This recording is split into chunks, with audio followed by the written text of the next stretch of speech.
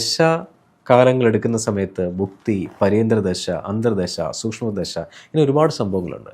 അപ്പോൾ എവിടെയെങ്കിലും ഒരു ചെറിയൊരു കാൽക്കുലേഷൻസിൽ മാറ്റാൻ വന്നാൽ ഇത് ടോട്ടലി എഫക്റ്റ് ചെയ്യുന്ന ദശാകാലങ്ങളെ എഫക്റ്റ് ചെയ്യും.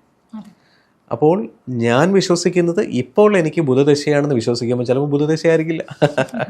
അവിടെയാണ് ജ്യോതിഷനെ കുറ്റം പറയുകയും അടിവെക്കുകയൊക്കെ ചെയ്യുന്നത്. അപ്പോൾ ജ്യോതിഷൻ അറിഞ്ഞോ അറിയാതെയോ കൈകൊണ്ടെഴുതുന്ന സമയത്ത് തെറ്റ് സംഭവിക്കാം, മനുഷ്യനാണ്.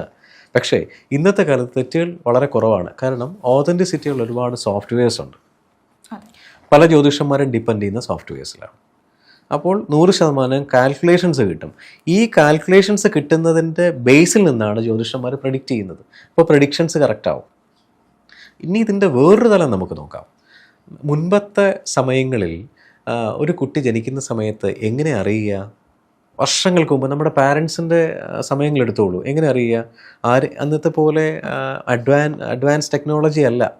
അപ്പോൾ ഏതെങ്കിലും വീട്ടിൽ അതെ, ഇപ്പോൾ ഡോക്ടേഴ്സ് പറയുന്നു ഇന്ന് രാവിലെ ഒരു കുട്ടി ജനിച്ചു, ആൺകുട്ടിയാണേ. അപ്പം ഭയങ്കര സന്തോഷമാണ്, ആ സമയത്ത് കുട്ടി ജനിച്ചല്ലോ. പക്ഷേ ആ സമയത്ത് സിസ്റ്ററിന് ഇത് മാത്രമേ ഉള്ളൂ ജോലി. സമയമെടുത്തലാണോ സിസ്റ്ററിൻ്റെ ജോലി? അല്ലല്ലോ. ഇന്നത്തെ പോലെ അഡ്വാൻസ് ടെക്നോളജി ഇല്ല, അല്ലെങ്കിൽ ഇന്നത്തെ പോലെ ഒരുപാട് എംപ്ലോയീസ് ഉണ്ടാവണമെന്നില്ല.